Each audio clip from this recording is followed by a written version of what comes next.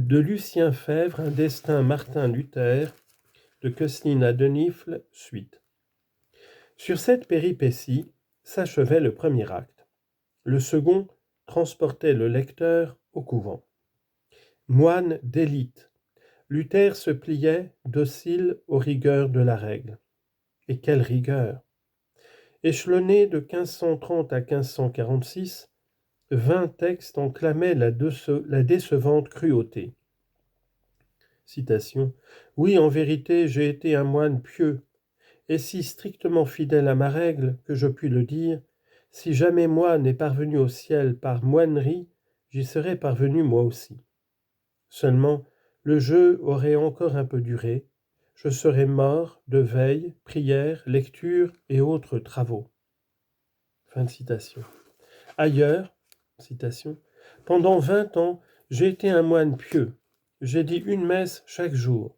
Je me suis si fort épuisé en prière et en jeûne que je n'aurais pas tenu longtemps si j'y étais resté. » Et encore, « Si je n'avais été délivré par les consolations du Christ à l'aide de l'Évangile, je n'aurais pas vécu 2 ans, tant j'étais crucifié et fuyais loin de la colère divine. » Fin de citation. Pourquoi en effet ces œuvres de pénitence? Pour la satisfaction d'un idéal dérisoire, le seul que son Église proposa à Luther. L'enseignement que le moine ardent dans sa piété et qui s'était jeté au couvent pour y rencontrer Dieu, Dieu vivant, ce Dieu qui semblait fuir un siècle misérable, la doctrine qu'il puisait dans les livres des docteurs tenus pour les maîtres de la vie chrétienne, les paroles mêmes et les conseils et les exhortations de ses directeurs et de ses supérieurs, tout, et jusqu'aux œuvres d'art dans les chapelles ou sur les porches des églises, parlait au jeune Luther d'un Dieu terrible, implacable, vengeur, tenant le compte rigoureux des péchés de chacun pour les jeter à la face terrifiée de misérables voués à l'expiation. Doctrine atroce, de désespoir et de dureté. Et quel pauvre aliment pour une âme sensible, pénétrée de tendresse et d'amour. Citation. « Je ne croyais pas au Christ, écrira Luther en 1537, mais je le prenais pour un juge sévère et terrible, tel qu'on le peint, siégeant sur l'arc-en-ciel. » Et en 1539, il écrivait « Comme le nom de Jésus m'a effrayé souvent.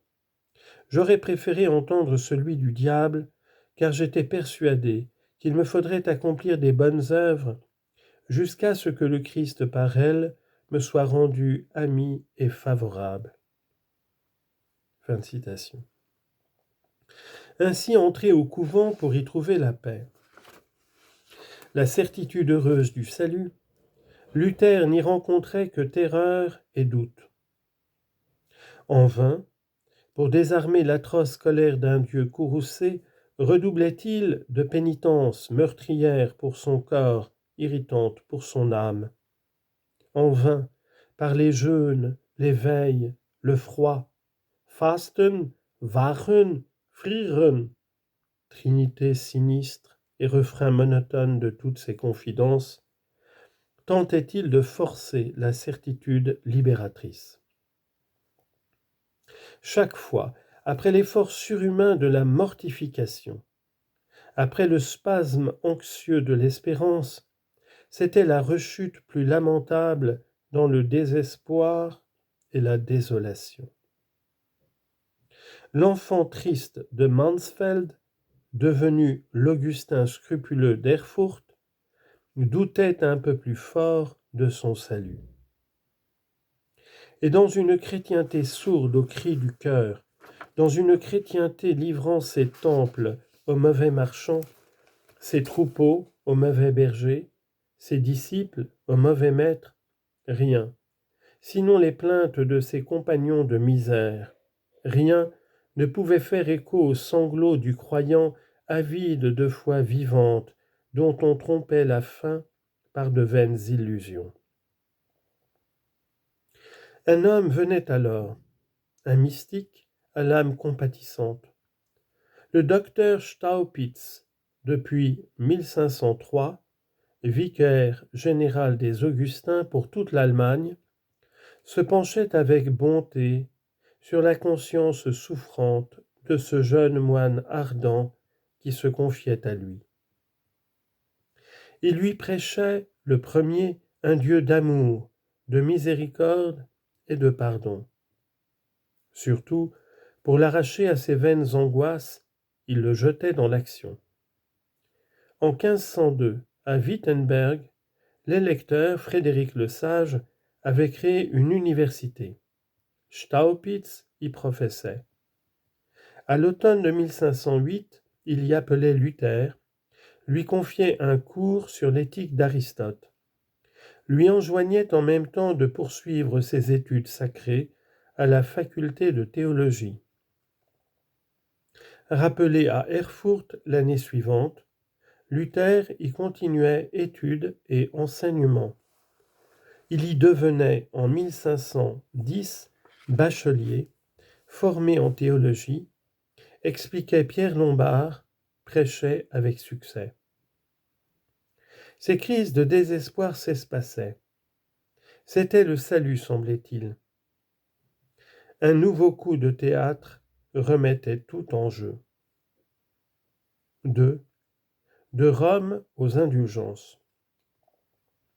À la fin de 1510, pour les affaires de l'ordre, frère Martin Luther s'en allait à Rome. Une immense espérance le soulevait.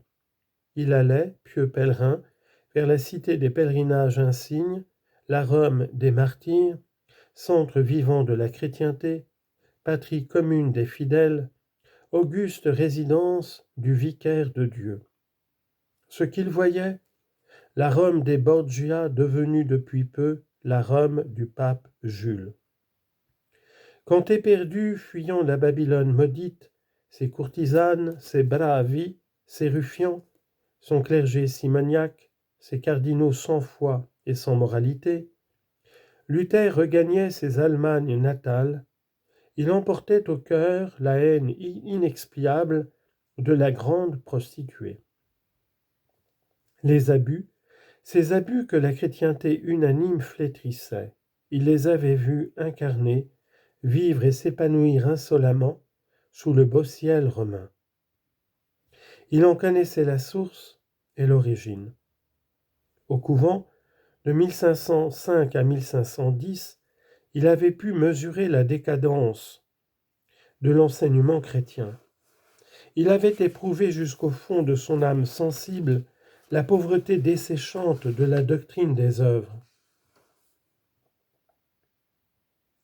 À Rome, en 1510, c'était l'affreuse misère morale de l'Église qui lui était apparue dans sa nudité.